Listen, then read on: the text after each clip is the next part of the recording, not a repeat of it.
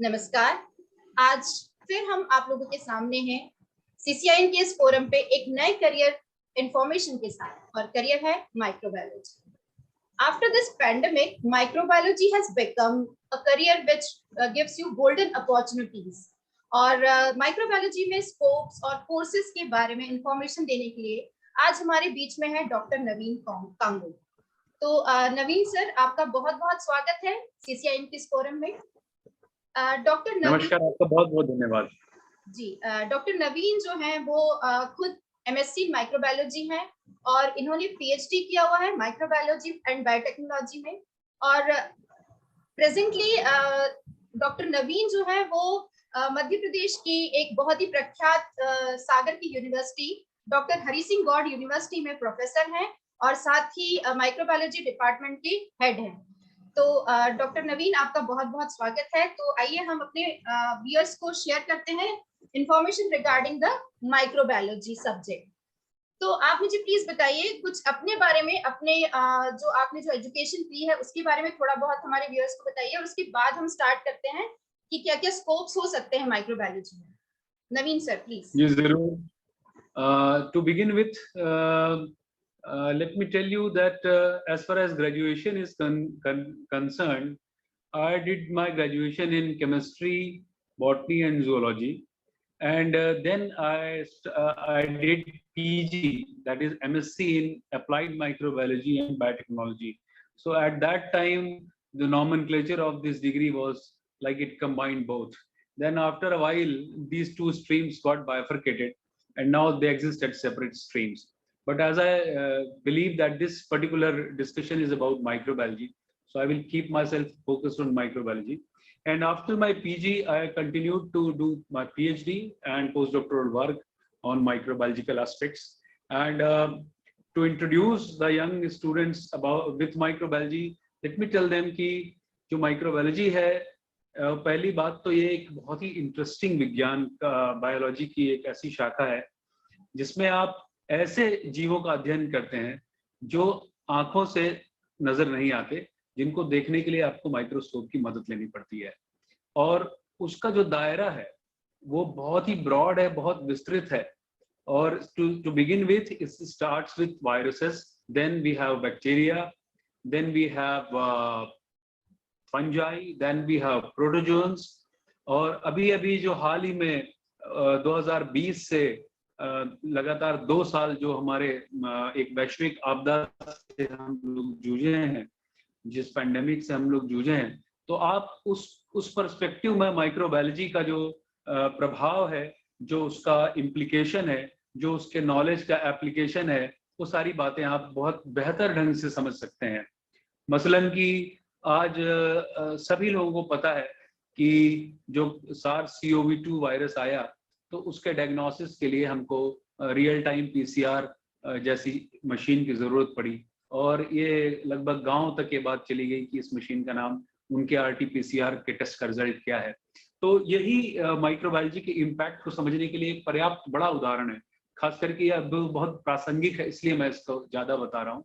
बहरहाल माइक्रोबायोलॉजी जो है वो माइक्रो सूक्ष्म जीवों को के स्ट्रक्चर, उनके फंक्शन, उनके उपयोग, उनके कंट्रोल और उनसे होने वाले फायदे और नुकसान, क्योंकि ज्यादातर पढ़ाइयों का हम जो अंजाम है, जो हमारा जो एम होता है, वो यही होता है कि what are the benefits we can derive out of the study of those things.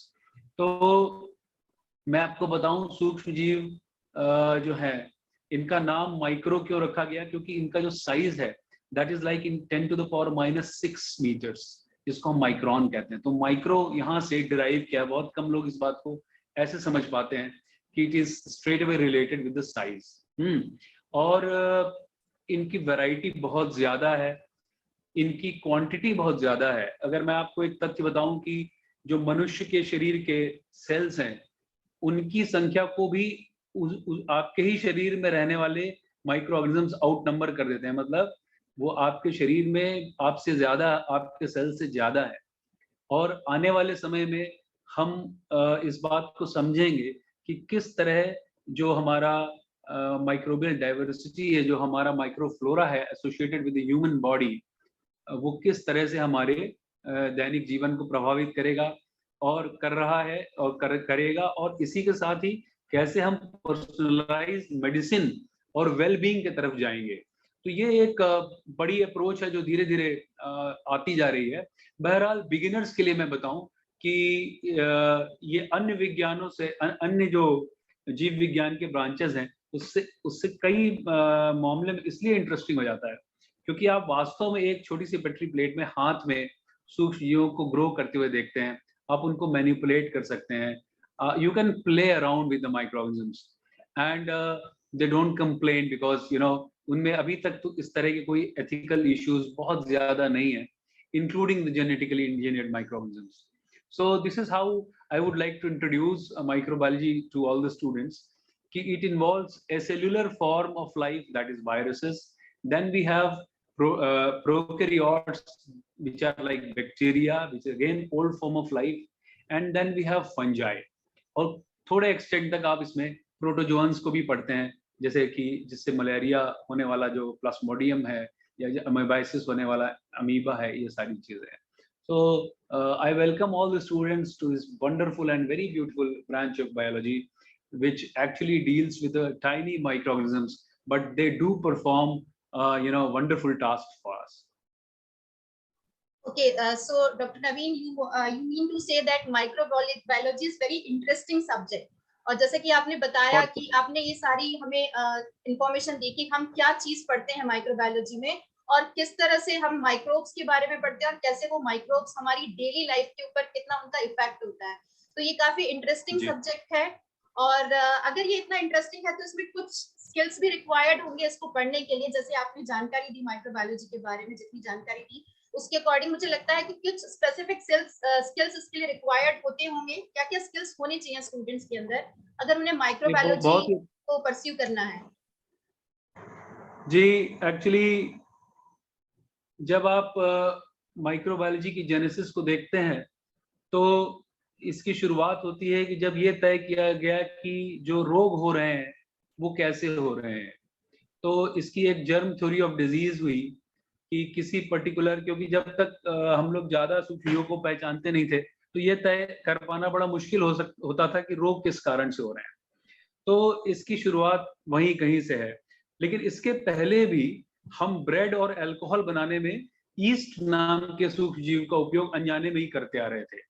और आज भी हमारे घरेलू इसमें जब हम डोसा बनाते हैं या जलेबी बनाते हैं तो ये सूक्ष्मजीव हवा से ही उसमें अपने आप आ जाते हैं, जिसको हम खमीर के नाम से जानते हैं। तो एक तो ये है कि ये सामान्य जीवन में बहुत अच्छे से जुड़ा हुआ विज्ञान है, भले लोग इसके बारे में उतने ज्यादा विशेषज्ञ के तौर पर ना जानते हो।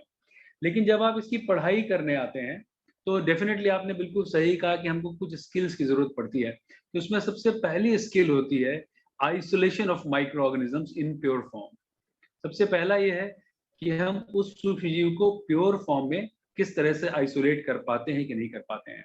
मसलन कि आप किसी वायरस को कैसे आइसोलेट करेंगे, उसके बाद उसको कैसे कल्चर करेंगे, उसको कैसे देखेंगे। तो उसमें पूरी microscopy, beginning with the light microscopy, then you have electron microscopy.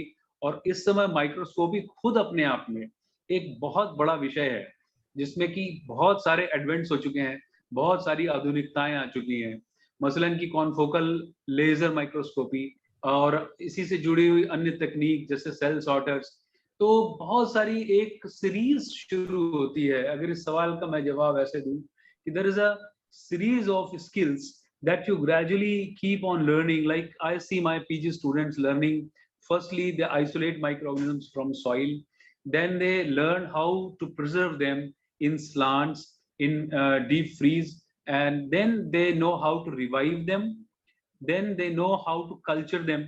उनको कैसे आप कल्चर करेंगे, किस मीडिया में डालेंगे तो क्या बनेगा। फिर इसके अलावा एक और बड़ा जो इसका एरिया है वो है इनको पहचानने का, क्योंकि इनके साथ पहचानने का बड़ा संकट है। आप इनको जब आंख से देखेंगे तो ये सब एक जैसे ही लगेंगे क्योंकि सारे छोटे छोटे होते हैं। और ज्यादा से ज्यादा आप ये बता सकते हैं कि ये बैक्टीरिया जो है, जैसे कि आपकी पहली स्लाइड है जो मैं देख रहा था अभी, उसमें ये है कि कोई बैक्टीरिया रॉड शेप्ड है, कोई ओवल शेप्ड है, तो कोई जो है कोकस है यानी गोल है, कोई बंच में है, लेकिन इससे इनकी पहचान तय कर पाना मुश्किल है। तो पहले इनकी बायोकेमिकल टेस्टिंग की एक सीरीज होती थी, लेकिन अभी फॉर्चुनेटली हमारा जो जेनेटिक्स है, जिसको हम कहते हैं कि डीएनए की पढ़ाई, ये इतने आगे बढ़ गई है कि हमारी लैब में भी, जैसे मैं आपको अगर स्पेसिफिकली एग्जांपल दे के बताऊं, तो 16S rRNA सीक्वेंसिंग से हम बैक्टीरिया को पहचान जाते हैं, और बड़े आसानी से पहचान जाते हैं, और बहुत कोई इसके रॉकेट साइंस नहीं है। हमारे पास एक पीसीआर होना चाहिए, पॉलीमरेज चेन रिएक्शन मशीन होनी चाहिए, तो हम उस बैक्टीरिया के डीएनए से उसका जो 16S rRNA सीक्वेंस निकालते हैं और उसको डेटाबेस। तो ये जब मैं डेटाबेस कहता हूं तो आपको मैं इस बात से भी जोड़ता हूं स्टूडेंट्स को कि सारी बायोलॉजी जो है ये अब पूरी तरह से बायो इन्फॉर्मेटिक्स से जुड़ चुकी है। जिस तरह से हम लोग आप आज मैं मैडम से बात कर पा रहा हूँ इंटरनेट के माध्यम से, है ना, we are sitting in our compartments and we are talking. So इसी तरह से आप यहाँ बैठे बैठे यूएसए का जो डेटाबेस है एनसीबीआई, उसको एक्सेस कर सकते हैं, और उसमें से आप सीक्वेंस रिट्रीव कर सकते हैं, और फिर आप अपने बैक्टीरिया को सागर में या विदिशा में या भिंड मुरैना में कहीं भी बैठ के पहचान सकते हैं कि ये तो बैसिलस लाइचेनिफॉर्मिस है, ये बैसिलस सेप्टिलिस है, या ये इश्चेरिशिया कोलाई है, और इस तरह से आप उनकी पहचान कर सकते हैं। तो अगर मैं क्विकली समराइज करूं तो माइक्रोस्कोपी, आइसोलेशन के माध्यम, उनके संवर्धन के माध्यम यानी कल्चर मीडिया, फिर उनके प्रिजर्वेशन, और फिर फाइनली हम जब इंडस्ट्रियल माइक्रोबायोलॉजी की तरफ जाते हैं तो फर्मेंटेशन टेक्नोलॉजी, ऐसे बहुत सारे स्किल्स का समागम हो जाता है ये। So basically it's like learning so many things that again makes it more and more interesting. So you mean to say, Naveen sir, that we need logical thinking for study microbiology? जैसे कि आपने बताया कि जैसे किस तरह से हमें उसको आइडेंटिफाई करना है, कि कैसे उनको डिफरेंशिएट करना है, तो we need logical thinking and problem solving also, and definitely we need communication और writing skills also in this subject. और जैसे कि आपने बताया कि एक्यूरेसी की भी हमको जरूरत होती है, और साथ में जैसे डेटा साइंस की आपने बात की, तो कहीं ना कहीं स्टैटिस्टिक्स और कंप्यूटर नॉलेज की भी यहाँ पर हमको जरूरत हो सकती है। तो ये तो होगी स्किल्स की बात। तो अब आप हमारे जो स्टूडेंट्स हैं उनको प्लीज बताइए कि क्या क्या कोर्सेज माइक्रोबायोलॉजी में किए जा सकते हैं और कैसे हम इसमें आगे अपना करियर परस्यू कर सकते हैं।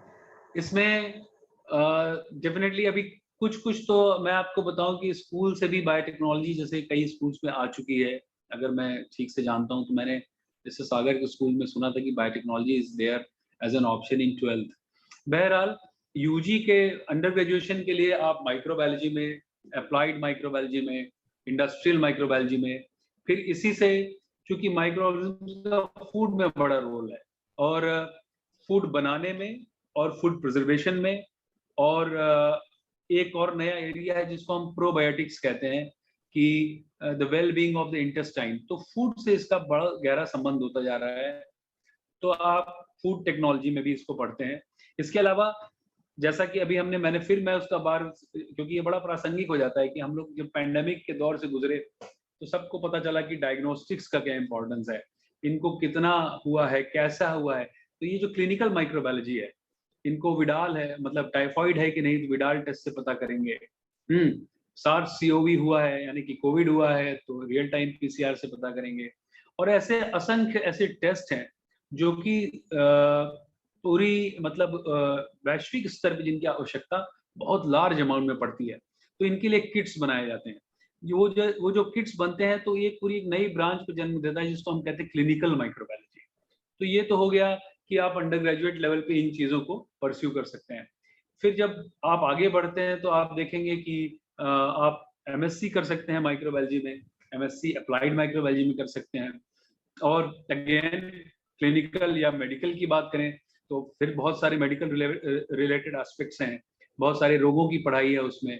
और ये मेडिकल कॉलेजेस में भी माइक्रोबायोलॉजी अलग से होती है as MD in microbiology, not in MSc but as MD in microbiology. फिर जो मैंने अभी पिछले इसमें जिक्र किया था सवाल के जवाब में कि बायोइन्फॉर्मेटिक्स बहुत तेजी से आया है। और एक बात मैं और यहाँ पे कहना चाहूंगा कि कोई भी जीव वैज्ञानिक हो, यदि वो किसी भी तरह की हायर बायोलॉजी में अध्ययन करना चाहता है तो उसको माइक्रोबायोलॉजी से उसका पाला जरूर पड़ेगा, क्योंकि चाहे प्लांट साइंस हो चाहे एनिमल साइंस हो, जब क्लोनिंग की बात हम करते हैं और किसी बड़े सिस्टम को समझने की बात करते हैं, किसी माइक्रो ऑर्गेनिज्म, किसी बड़े ऑर्गेनिज्म के जेनेटिक जीन लाइब्रेरी को डिवाइस करने की बात करते हैं, तो हमको माइक्रो ऑर्गेनिज्म का सहारा लेना पड़ता है। चाहे वो सेक्रोमाइसिस सेरेविसी हो, चाहे वो एस्चेरिचिया कोलाई हो, चाहे वो T4 लैम्डा फाज हो। ये मैं कुछ इसलिए नाम ले रहा हूँ ताकि बच्चे भी ये सुन के खोजें कि मैं क्या कह रहा हूँ। तो इस तरह से आप देखेंगे कि अंडर ग्रेजुएशन में ये आप microbiology as one of the subject ले सकते हैं, या ऑनर्स भी कई जगह अवेलेबल है, और माइक्रोबायोलॉजी एज मास्टर्स तो कई यूनिवर्सिटीज में है, इंक्लूडिंग हमारी यूनिवर्सिटी में। So all the students are welcome to this. Okay, so students जिन्होंने 11th 12th में पीसीबी लिया हुआ है, तो वो आगे पोस्ट ग्रेजुएशन और पोस्ट ग्रेजुएशन और पीएचडी डिग्री लेकर माइक्रोबायोलॉजी में अपना करियर बना सकते हैं। तो ये बायोलॉजी स्टूडेंट्स के लिए एक बहुत अच्छा ऑप्शन है मेरे ख्याल से। तो next, what are the specialisation microbiology में? आपने काफी सारे स्पेशलाइजेशन की वैसे बात की है, तो इसके अलावा आप और किन स्पेशलाइजेशंस के बारे में बताना चाहेंगे कि वो माइक्रोबायोलॉजी में स्टूडेंट्स ले सकते हैं स्पेशलाइजेशन के लिए? जरूर। आप जो भी एस्पेक्ट सोचेंगे विज्ञान का, या हेल्थ, या एनर्जी, जैसे एनर्जी के बारे में मैं कहूँ तो आप देखेंगे कि हमको जो फॉसिल फ्यूल्स हैं वो खत्म हो रहे हैं, तो we are in need of some biofuels. Again you look for micro organisms like saccharomyces जो कि बायो इथेनॉल प्रोड्यूस करते हैं। तो मेरा ये इशारा ये है कि आप किसी भी सेक्टर के बारे में अगर सोचेंगे तो आपको वहाँ माइक्रो ऑर्गेनिजम्स का रोल मिलेगा। फॉर एग्जाम्पल आप एग्रीकल्चर की बात करें तो एग्रीकल्चर माइक्रोबायोलॉजी में दोनों एस्पेक्ट हैं। There are beneficial microorganisms as well as there are deleterious, यानी कि नुकसानदेह। तो बेनिफिशियल के मामले में बात करें तो राइजोबियम है, रूट इनोकुलेंट्स हैं, ट्राइकोडर्मा है जो कि as a bio control use होती है, तो बायो फर्टिलाइजर्स हैं, बायो कंट्रोल है। एट द सेम टाइम आप अगर एग्रीकल्चर माइक्रोबायोलॉजी का दूसरा एस्पेक्ट देखते हैं तो बहुत सारे माइक्रो ऑर्गेनिजम्स हैं जो कि नुकसान पहुंचाते हैं। तो जब हम उनके बारे में अध्ययन करते हैं तो हम जान पाते हैं कि इस नुकसान को कैसे कम किया जा सकता है। या आप जैसे विल्ड डिजीजेज हैं, या अर्ली ब्लाइट है, लेट ब्लाइट है, या जो किसान अक्सर जिससे परेशान रहते हैं, बहुत सारे वायरसेस के प्रकोप होते हैं, तो उनको आप कैसे कंटेन कर सकते हो। तो ये हो गया एग्रीकल्चरल माइक्रोबायोलॉजी। उसके बाद फिर आप देखें तो एक बहुत बड़ा और इकोनॉमिकल एस्पेक्ट से जुड़ा हुआ एरिया है जिसको हम कहते हैं इंडस्ट्रियल माइक्रोबायोलॉजी।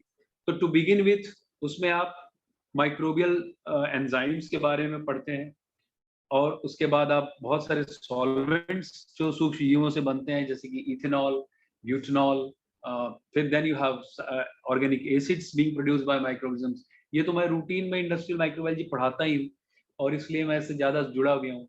बहुत सारे इंडस्ट्रियल एंजाइम्स हैं, जैसे कि आप अक्सर एडवर्टीजमेंट्स में देखते हैं कि इस जो वॉशिंग पाउडर है ये आपके हाथों के लिए इसलिए अच्छा है क्योंकि इसमें एंजाइम मिला हुआ है। तो मैं आपको बताऊं वो एंजाइम प्रोटीएज है, और उसको बनाने वाला जो है वो बैसिलस है जो कि एक बैक्टीरिया है। और उस एंजाइम की जो खासियत है वो ये है कि वो एल्कली स्टेबल है, तो इसलिए वो प्रोटीएज वहां पर मिलाया गया है। तो ये एक इंडस्ट्रियल माइक्रोबायोलॉजी का एरिया है जो कि सीधे सीधे हमारे इकोनॉमिक्स से, बल्कि हमारे यूं कहूँ तो हमारे देश के इकोनॉमिक्स से भी जुड़ा हुआ है। फिर इवोल्यूशनरी माइक्रोबायोलॉजी है, सबसे छोटे प्रारूप है जीवन के, तो कैसे इवोल्यूशन हुआ होगा। खासकर कि जो इसमें बड़ा ग्रुप है इवोल्यूशन में वो है आर्किया। ये ग्रुप तब था जब हमारी सृष्टि बन रही, मतलब पृथ्वी बन रही थी, सृष्टि नहीं कहना चाहिए, जब पृथ्वी प्रिमोर्डियल स्टेज में थी, तो जब जीवन नहीं था तब ये थे। तो हमको इवोल्यूशन को समझने में इनसे मदद मिलती है। फिर माइक्रोब के और फॉर्म्स हैं जिसको हम नैनो कहते हैं। तो हम एक्चुअली जब इस्तेमाल करने की बात आती है तो सिर्फ सूक्ष्मजीव ही नहीं बल्कि उनके कंपोनेंट्स का भी इस्तेमाल करते हैं, चाहे वो डीएनए हो, चाहे उनके एंजाइम्स हो। और एक जो हम लोग अभी डील कर रहे हैं कि हम सूक्ष्म जीवों से नैनो पार्टिकल्स भी बनवाते हैं, नैनो सेलुलोज भी बनवाते हैं, तो वो नैनो माइक्रोबायोलॉजी में चला जाता है वो एरिया। इस तरह से आप जी, मृदा विज्ञान। अब मृदा विज्ञान में आप देखेंगे कि ऐसे तो आप सॉइल की केमिस्ट्री पढ़ेंगे, सॉइल का स्ट्रक्चर पढ़ेंगे, टेक्सचर पढ़ेंगे, कलर पढ़ेंगे, लेकिन दरअसल जो जीवित वस्तु है, जो मिट्टी बनाती है। अब मैं इसमें बच्चों को एक बड़ी अच्छी भी बारिश के समय भी है, तो आप जब पहली बारिश पड़ती है, तो मिट्टी से एक बहुत खूबसूरत सी सुगंध आती है, जिसको हम कहते हैं बड़ी सोंधी-सोंधी महक आ रही है। और सब लोग सोचते हैं कि ये कोई चमत्कार है या क्या है। तो मैं आपको बताऊं कि वो पूरा माइक्रो ऑर्गेनिजम्स का ही कंट्रीब्यूशन है। और वो जो खुशबू है, वो जियोस्मिन नाम का पदार्थ है, जो कि एक ही बहुत ही इंटरेस्टिंग माइक्रो ऑर्गेनिजम्स का ग्रुप है, जिसको हम कहते हैं एक्टिनोमाइसिटीज। वो बनाते हैं। और इसी के साथ मैं ये भी जोड़ दूं कि एक्टिनोमाइसिटीज ही आज भी और भविष्य में भी जितने भी तकलीफदायक रोग हैं, उनमें एंटीबायोटिक बनाने की संभावना या उनके खिलाफ एंटीबायोटिक खोजे जाने की संभावना इस बड़े ग्रुप से है, जिसको हम एक्टिनोमाइसिटीज कहते हैं। तो ये पूरा सॉइल माइक्रोबायोलॉजी का मामला हो गया। फिर आप देखेंगे कि पानी का आजकल बड़ा इश्यू है। हर घर में आरओ लगा हुआ है। हम लोग आजकल नल से पानी पीना बंद कर चुके हैं। और तमाम जो वाटर बॉडीज हैं वो हमारी कंटेमिनेटेड है। सबका बीओडी सीओडी बढ़ा हुआ है। तो जितने अभियान हैं जो कि ये बात करते हैं कि हम अपनी वाटर बॉडीज को, हम अपने पोर्टेबल वाटर को बेहतर से बेहतर बनाएंगे, वो सारे माइक्रोबायोलॉजी को इन्वॉल्व करते हैं। और इसी के नीचे आप देखेंगे फार्मास्यूटिकल भी लिखा हुआ है। तो जो फार्मास्यूटिकल माइक्रोबायोलॉजी है, उसमें ये तो तय बात है कि बहुत सारे फार्मास्यूटिकल प्रोडक्ट्स जो है वो माइक्रो ऑर्गेनिज्म से बनते हैं। लेकिन eight the same time her syrup में पानी होता है। पानी एक कंपोनेंट होता है, और उसकी जो क्वालिटी एश्योरेंस है, वो कोई माइक्रोबायोलॉजिस्ट ही कर सकता है। तो आप देखेंगे कि ये मिला जुला वाटर माइक्रोबायोलॉजी और फार्मास्यूटिकल माइक्रोबायोलॉजी का एक मिला जुला स्वरूप बनता है कि जो क्वालिटी एश्योरेंस है कि कोई प्रोडक्ट अगर कंपनी से निकल रहा है, तो उसमें कहीं कोई सूक्ष्म जीव जैविक कंटामिनेशन तो नहीं है, क्या वो नुकसान तो नहीं करेगा। ये सारी चीजें इसमें आ जाती हैं। उसके अलावा माइक्रोबियल जेनेटिक्स है, जिसमें कि मैंने पहले ही कहा कि ये छोटे जरूर हैं सूक्ष्म जीव, लेकिन ये बहुत पुराने हैं एक बात। और इनका जो जेनेटिक्स है ये बहुत ब्रॉड है। मतलब ये एक तरह ये समझिए कि हमारे इवोल्यूशन की बानगी है, वो उसके उस समय के गवाह हैं। तो जब हम इनके जेनेटिक्स में जाते हैं, तो हम देखेंगे कि तमाम चीजें हमको पता चलती हैं। जैसे कि अगर मैं आपसे कहूँ कि जेनेटिक्स का एक बड़ा एरिया है मेटाजेनोमिक्स।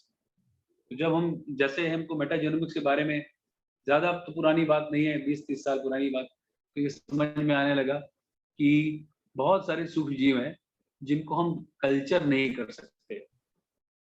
हम सिर्फ 1% माइक्रोबियल डाइवर्सिटी को आज तक कल्चर कर पाए हैं। और इसका कारण ये है कि इसमें उतनी ज्यादा प्रोग्रेस नहीं हो पाई जितनी होनी चाहिए थी। अगर होती तो शायद हम लोग और बेहतर स्थिति में होते। मतलब in terms of availability of drugs, in terms of availability of our approach to personalized medicine, in terms of our approach to address the environmental problems. तो ये सारे अगर आप मेरी बात समझ पा रहे हैं, तो आप देखेंगे कि माइक्रोबायोलॉजी सारे एस्पेक्ट से जुड़ा है। एग्रीकल्चर हो, इंडस्ट्रियल हो, इवोल्यूशन हो, एनवायरमेंटल हो या फार्मास्यूटिकल हो। तो इट्स अ वेरी, इसका जो स्कोप है वो बहुत ब्रॉड है। और इसीलिए इसमें ज्यादा से ज्यादा अच्छे ब्रेन्स की आवश्यकता है, जो कि बड़े कमिटमेंट के साथ, इंटरेस्ट के साथ काम कर सके। ओके, सो यहाँ पर आपने बहुत अच्छी अच्छी इंफॉर्मेशन हमें दी है कि माइक्रोबायोलॉजी तो कौन कौन सी फील्ड्स में हम यूज कर रहे हैं। और सबसे बड़ी बात है कि कैसे आपने बताया कि किस तरह से हमारी जो डेली लाइफ है उसमें किस तरह से माइक्रो ऑर्गेनिजम्स और उनका इफेक्ट और वो किस तरह से हमसे जुड़े हुए हैं। तो आपने बताया कि हर फील्ड में आपको माइक्रोबायोलॉजी की जरूरत है आज। तो जी, नेक्स्ट आप प्लीज हमें बताइएगा कि माइक्रोबायोलॉजी में क्या क्या जॉब प्रोफाइल्स हैं, क्योंकि आज का स्टूडेंट अगर कोई भी करियर बनाना चाहता है तो सबसे पहला उसका मेन मोटिव होता है कि वो अच्छी जॉब ले सके उसमें। तो प्लीज बताइए कि क्या क्या जॉब प्रोफाइल्स इसमें पॉसिबल हैं। जी, ये बिल्कुल एक बहुत ही रेलेवेंट सवाल है, क्योंकि जब भी कोई बच्चा कहीं हमारे यहाँ भी एडमिशन लेने आता है, तो वो ये जानना चाहता है कि हमारा जो फ्यूचर कोर्स है, जो हमारे एम्प्लॉयमेंट प्रोस्पेक्ट्स हैं वो क्या होंगे। तो बहुत सारे बच्चे जो हमारे यहाँ से पास आउट्स हैं वो फार्मास्यूटिकल इंडस्ट्रीज में जाते हैं, क्योंकि जैसा कि आपको मैंने बताया कि जब वहाँ पर क्वालिटी कंट्रोल की बात आती है एक, या दूसरा जब आपको किसी एंटीबायोटिक के प्रोडक्शन की बात आती है, किसी आपके थेराप्यूटिक एंजाइम के प्रोडक्शन की बात आती है, तो ये सारा जो एप्लीकेशन है, ये सारा जो एरिया है, ये फार्मास्यूटिकल इंडस्ट्री में आता है। तो primarily microbiology is quite intertwined, quite interrelated with pharmacy. और चूंकि फार्मेसी एक तरह से आप समझें कि उसमें डायग्नोस्टिक्स भी कवर हो जाएंगे, जो किट्स आती हैं कि किसी रोग को पहचानने की, तो वो किट्स भी हमारे बच्चे बनाते हैं। अभी बहुत सारे बच्चे कोविड की किट बनाने में इन्वॉल्व हैं, बहुत सारे बच्चे उसका आरएनए आइसोलेशन की किट बनाने में इन्वॉल्व हैं, और ये सारा एक बड़ा अम्ब्रेला आप फार्मेसी के तहत मान सकते हैं। इसके बाद फिर यूनिवर्सिटीज में काफी सारे प्रोस्पेक्ट्स हैं, आप इसमें रिसर्च कर सकते हैं और बहुत अच्छी रिसर्च कर सकते हैं। आप रिसर्च करके फॉरेन यूनिवर्सिटीज में पोस्ट डॉक्स कर सकते हैं। और मैं बताऊं आपको, हमारे कुछ बच्चे जो यहीं के पास आउट्स हैं वो बहुत अच्छी जगह से प्लेस्ड हैं, and more than placement they are doing wonderful science. ये जो विज्ञान के प्रति उनका कमिटमेंट है, they are contributing a very good number of papers, excellent input to the addition to the knowledge of microbiology or science as such. इसके अलावा बहुत सारी लेबोरेटरीज होती हैं, जैसे कि सॉइल टेस्टिंग लेबोरेटरी है ना, जैसे कि पैथोलॉजिकल लेबोरेटरी है, प्राइवेट हॉस्पिटल्स हैं, इनमें आप जा सकते हैं। हमारे देश में CSIR की एक बहुत बड़ी चेन है, जहां से मैंने भी अपने करियर की शुरुआत की थी, सेंट्रल ड्रग्स इंस्टीट्यूट से। तो वहां पर माइक्रोबायोलॉजिस्ट की काफी तादाद में आवश्यकता होती है, क्योंकि हर एक्सपेरिमेंटेशन में सूक्ष्म जीव विज्ञान का कभी न कभी रोल जरूर आता है। चाहे वो कोई ड्रग की टेस्टिंग हो, चाहे वो आपका क्लोनिंग हो, चाहे कोई ह्यूमन जीन को ही क्लोन करना हो, उसका एक्सप्रेशन पढ़ना हो, तो ये सारी चीजें आवश्यकता। प्राइवेट हॉस्पिटल्स में कंट्रीब्यूट कर सकते हैं कि उनका जो क्वालिटी कंट्रोल है, क्वालिटी एश्योरेंस है, उनकी जो हाइजीन है, ये सारी चीजें कर सकते हैं।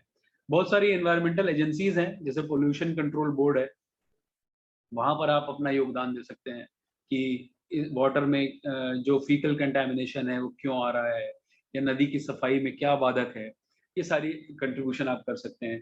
फूड में तो इसका बहुत ही ज्यादा रोल है, क्योंकि मैंने आपको बताया बहुत सारे माइक्रोऑर्गेनिज्म जो हैं वो एक्चुअली फूड के बनाने में इन्वॉल्व है। एक दूसरी बात है, बहुत सारे माइक्रोऑर्गेनिज्म जो हैं वो उन पर आधारित है फूड, जैसे ओरिएंटल फूड मैं आपको बताऊं, सोफू है, टोफू है, टेम्पे है, ये जो ओरिएंटल फूड है, ये सारा इनका आप बहुत सारे माइक्रोऑर्गेनिज्म, मैं नाम बता सकता हूँ लेकिन अभी शायद इतना वक्त नहीं होगा।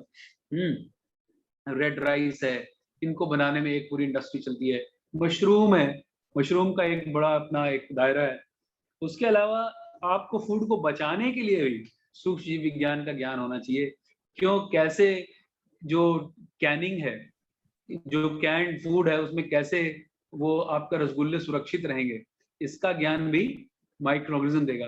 कैसे माइक्रोबायोलॉजिस्ट देगा, कैसे वो सॉस खराब नहीं होगा, उसमें कौन सा प्रिजर्वेटिव मिलाना है, कितनी मात्रा में मिलाना है। तो ये सारी जो ज्ञान की उपज है, ये माइक्रोबायोलॉजी से आती है। बेवरेज इंडस्ट्री आप जानते हैं, आप विदिशा से हैं, भोपाल के आसपास आप जानते हैं, देयर आर वेरियस डिस्टिलरीज जहाँ पर बहुत मात्रा में बियर, विस्की, और आप इस तरफ जाएं महाराष्ट्र तरफ तो वाइन का उत्पादन होता है। ये सारी चीजें आप तभी ठीक से कर पाते हैं जब आपको पता हो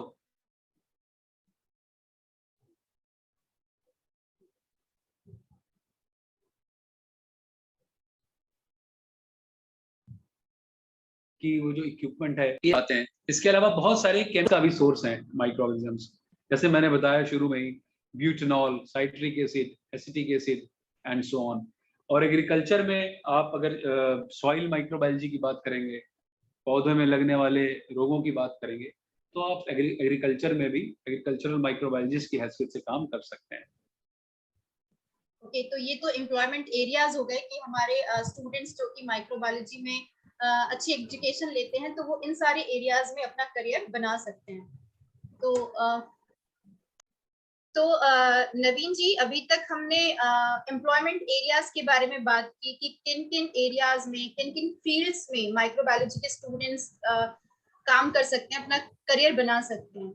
तो क्या क्या जॉब प्रोफाइल्स हो सकते हैं किसी स्टूडेंट के लिए, वो किस तरह से काम कर सकता है इन सारे एरियाज में, उसके बारे में थोड़ा सा बताइएगा please. Again, I would say that it is a very interesting question. The reason being that in terms of job profile, uh, beginning from scratch, sky is the limit when it comes to microbiology. For example, you can start with a very humble job like a research assistant. Then you can go on, working as food or industrial or environmental microbiologist. बहुत सारी pharmaceutical companies हैं, बहुत सारी food industries हैं जिनमें आप quality assurance का काम कर सकते हैं। इसको मैंने अभी आपको समझाया भी था पूरे ऑडियंस को कि जब भी कोई प्रोडक्ट किसी कंपनी के बाहर जाता है तो उसकी माइक्रोबायोलॉजिकल सेफ्टी और उसमें कंटामिनेशन ना हो, इसका एश्योरेंस लेना जरूरी होता है। This is to be certified. तो आप समझ सकते हैं कि सारी फूड इंडस्ट्रीज, सारी फार्मास्यूटिकल इंडस्ट्रीज, चाहे वो आयुर्वेद से जुड़ी हो, चाहे वो आपका एलोपैथी से जुड़े ड्रग्स हों, चाहे वो सिरप्स हों, और फूड इंडस्ट्री इसी तरह जितने भी आपके कैंड फूड्स हैं, जितने भी आपके जो पैक्ड फूड्स हैं, उनमें सब में क्वालिटी एश्योरेंस की जरूरत होती है। तो ये हो सकता है। एंड मोर ओवर जो हमारे सेल्स के लोग हैं, जैसे किसी डॉक्टर को समझाना है कि किसी रोग में कौन सा एंटीबायोटिक बेहतर होगा, तो इस तरह का जो एक रिप्रेजेंटेशन है, रिप्रेजेंटेटिव, उसका काम हमारे माइक्रोबायोलॉजिस्ट कर सकते हैं। और उसके अलावा क्लिनिकल और वेटनरी माइक्रोबायोलॉजिस्ट का एक बड़ा रोल है।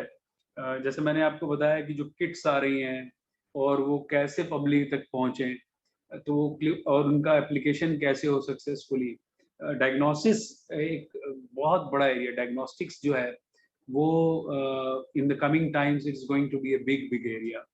So how to quickly diagnose what are the diseases and so that the problem can be sorted out. इसी तरह से जो पशु विज्ञान है, उनका जो जानवरों के रोग हैं, उनके लिए वेटरनरी एक अलग ब्रांच है माइक्रोबायोलॉजिस्ट की। Then you have biomedical instrumentation, medical technologist, ये सारा कहीं ना कहीं माइक्रोबायोलॉजी से जुड़ा हुआ है। जहाँ भी कोई बायोलॉजिकल ऐसे परफॉर्म करना है, जहाँ भी कोई बायोलॉजिकल एस्टिमेशन परफॉर्म करना है, वहाँ पर माइक्रोबायोलॉजिस्ट एक बहुत अच्छा रोल प्ले कर सकते हैं। एज सच आप मेडिकल हॉस्पिटल्स में माइक्रोबायोलॉजिस्ट बहुत सारे मिल जाते हैं, और बाहर के देशों में मैं बताऊं ऑफ द काउंटर ड्रग बिना किसी फार्माकोलॉजिस्ट या फार्मासिस्ट के नहीं मिलती है। तो हमारे माइक्रोबायोलॉजिस्ट उसमें भी अपना जॉब खोज सकते हैं। Then they can work as food technologist. Food का कंपोजिशन क्या है, कैसे अल्टर हो रहा है, कैसे उसके सेफ्टी स्टैंडर्ड्स हैं, कितना कंटेमिनेशन है। जो हम लोग सामान्य पानी खरीद के पीते हैं उसमें कंटेमिनेशन है कि नहीं है, उसको कैसे बचाया जा सकता है, उसकी शेल्फ लाइफ कैसे बढ़ाई जा सकती है, ये सारा काम जॉब प्रोफाइल्स में एक माइक्रोबायोलॉजिस्ट से आता है। Then they can assist the doctors very well कि ये रिपोर्ट है और इसके आधार पर उनको इतनी ड्रग, उसकी इतनी पोटेंसी में एंटीबायोटिक इस तरह से देनी चाहिए। And more over the last and but not the least, ये जो सारा डेवलपमेंट होता है किसी साइंस में, वो रिसर्च के द्वारा होता है। तो जो रिसर्च साइंटिस्ट है उनका योगदान हमें नहीं भूलना चाहिए, और वो एक बड़ी जॉब प्रोफाइल है।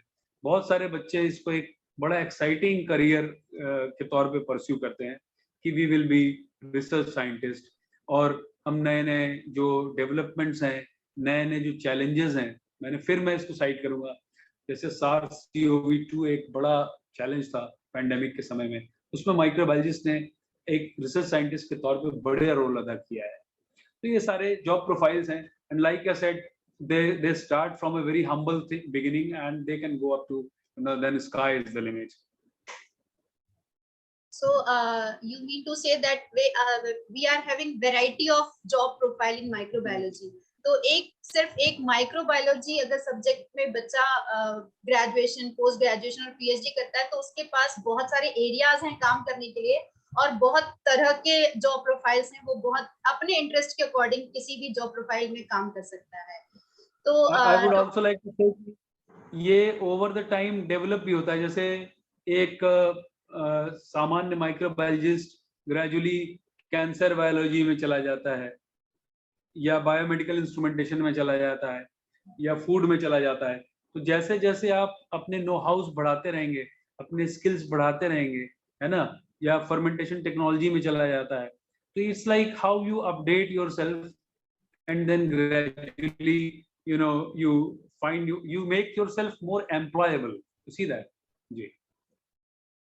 ओके, तो thank you so much doctor Naveen. मुझे उम्मीद है कि आज हमारे स्टूडेंट्स को माइक्रोबायोलॉजी से रिलेटेड जो भी उनके डाउट्स थे और जो भी उन लोग के प्रॉब्लम्स थे वो शायद इस वीडियो को देखने के बाद जरूर दूर होंगे, और जो माइक्रोबायोलॉजी में अपना फ्यूचर बनाना चाह रहे होंगे अब उनका इंटरेस्ट इस फील्ड में और भी ज्यादा बढ़ गया होगा। तो स्टूडेंट्स, अभी कुछ दिन बाद फिर हम नए करियर ऑप्शन के साथ आप लोग के सामने आएंगे। तब तक आप लोग हमसे कांटेक्ट कर सकते हैं, यूट्यूब चैनल पर हमसे कांटेक्ट कर सकते हैं, हमें मेल कर सकते हैं, हमसे ट्विटर पे आप बात कर सकते हैं, और भी अदर सोशल मीडियाज पे आप हमसे कांटेक्ट कर सकते हैं। तो तब तक के लिए नमस्कार।